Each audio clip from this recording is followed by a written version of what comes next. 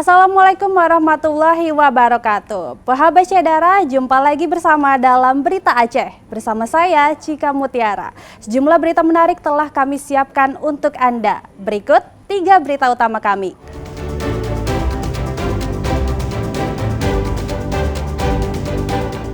Seorang korban TPPO ditelantarkan dan disiksa saat dipaksa bekerja di perusahaan judi dan penipuan daring Kamboja.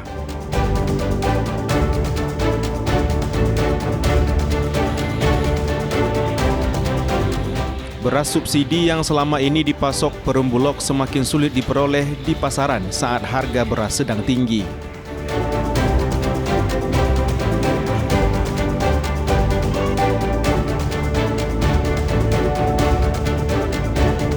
Pantai Pulau Rukui Aceh Tamiang mulai dilirik pengunjung karena keindahan pantai dan rimbunnya pepohonan.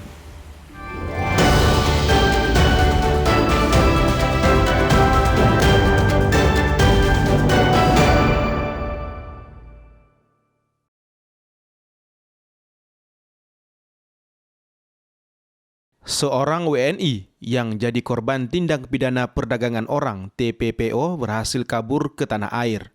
Warga asal Kabupaten Aceh Utara terjebak bekerja di perusahaan judi daring Kamboja selama 3 tahun tak dibayarkan upahnya. Selain dipaksa bekerja tanpa diberi upah, korban kerap disiksa jika tak memenuhi target. Eki sempat hidup terlunta-lunta selama lebih 2 tahun di Kamboja. Keterbatasan ekonomi menyebabkan keluarga tak bisa membiayainya pulang. Eki Murdani bisa kembali ke tanah air atas bantuan seorang senator asal Serambi Mekah. Ia akhirnya bisa kembali ke kediamannya Desa Menasah Daya, Kecamatan Jambu Aye. Selama 2,5 tahun, korban dipaksa bekerja di sejumlah perusahaan operator judi online dari satu perusahaan ke perusahaan lain tanpa dibayar. Menyangkut maraknya terjadi aksi penjualan manusia, ini korban TPPO ini sudah banyak terjadi dan banyak mengalami siksaan di Kamboja dan daerah lainnya di negara-negara di Asia ini. Nah, contohnya pada hari ini kita memulangkan Eki Murdani berumur 30 tahun, warga Dayah, Kecamatan Jambu Aye, Pantai Labu, Aceh Utara. Dan dia ini adalah dijual ke semua perusahaan dan tidak dibayar di dalam kerja sebagai pengendali atau operator judi online. Yang mana dia sudah dijual ke Kamboja itu sudah 2 tahun lebih, ya. Ia berpesan kepada WNI agar tidak mudah tergiur janji manis para agen tenaga kerja ilegal. Saat ini lebih dari 40.000 WNI korban TPPO masih berada di Kamboja. Ramadan melaporkan dari Aceh Utara.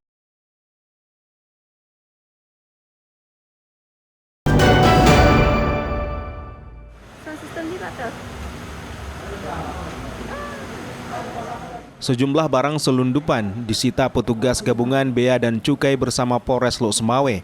Barang selundupan senilai lebih dari 4 miliar rupiah ini disita dari beberapa kabupaten dan kota di Aceh.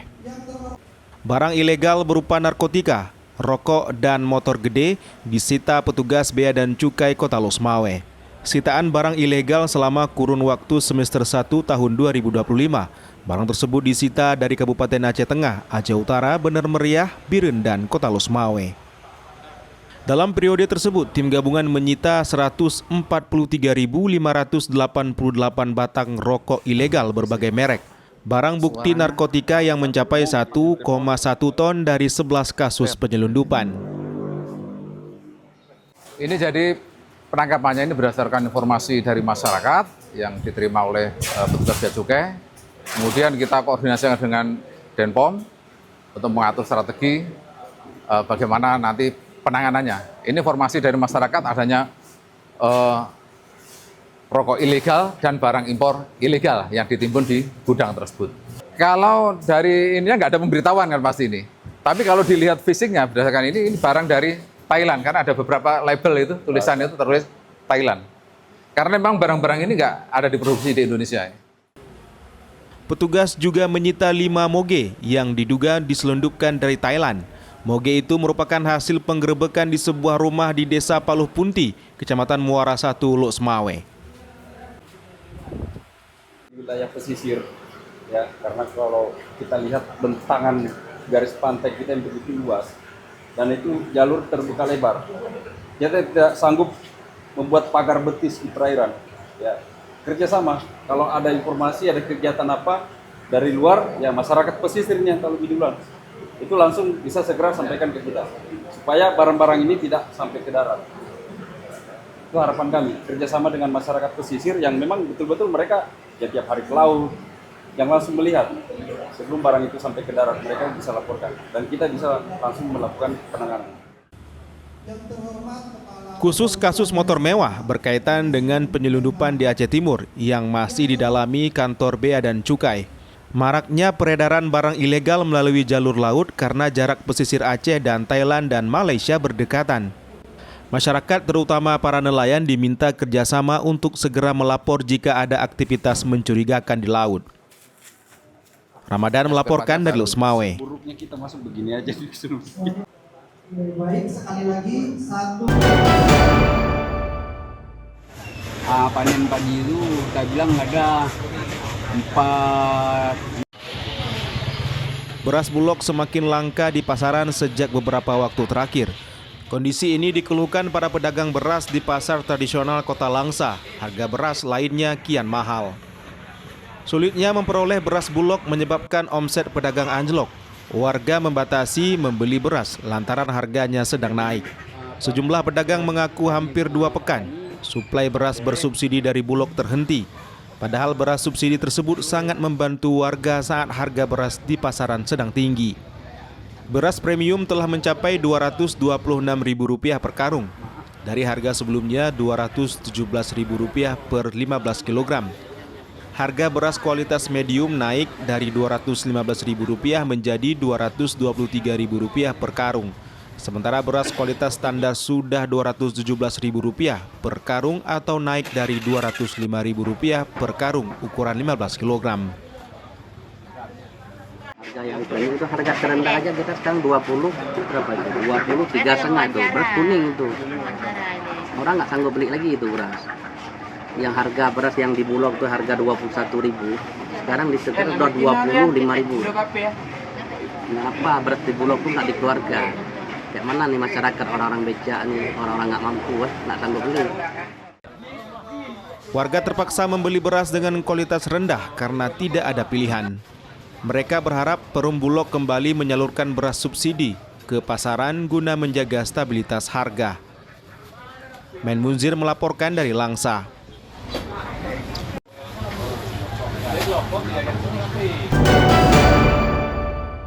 KPI Aceh, Bapak, Ibu, Haji. Saat media penyiaran sedang berjuang untuk tetap melayani warga, Komisi Penyiaran Indonesia Aceh KPI justru merancang regulasi khusus. Peraturan penyiaran berbasis internet sedang dirancang KPIA melalui sebuah diskusi kelompok terbatas di sebuah hotel di Banda Aceh pada Selasa kemarin. Fokus Group Discussion atau FGD untuk merumuskan pengaturan penyiaran berbasis internet dalam Kanun Aceh nomor 2 tahun 2024 yang berlangsung di salah satu hotel di Banda Aceh. Kegiatan ini sebagai respon menjawab tantangan zaman di tengah maraknya konten digital. Konten ini beredar melalui media baru seperti platform streaming dan media sosial. Dalam kanun tersebut, jasa penyiaran berbasis internet telah ditetapkan sebagai bagian dari domain pengawasan penyiaran, namun pengaturannya masih bersifat umum dan memerlukan pedoman teknis yang lebih rinci. Nah, karena di Aceh, karena kita ada UU UPA, kemudian ada Kanun nomor 2 tahun 2024 yang baru saja disahkan, dimuatlah satu pasal untuk mengatur tentang peraturan internet. Dan memang ini memang suatu hal yang baru di Indonesia terutama, karena hanya Aceh yang memuat tentang kanun ini. Nah, kemudian KPI ini selain tugasnya melakukan pengawasan isi siaran, juga ada tugas yang baru adalah untuk memberikan edukasi kepada publik.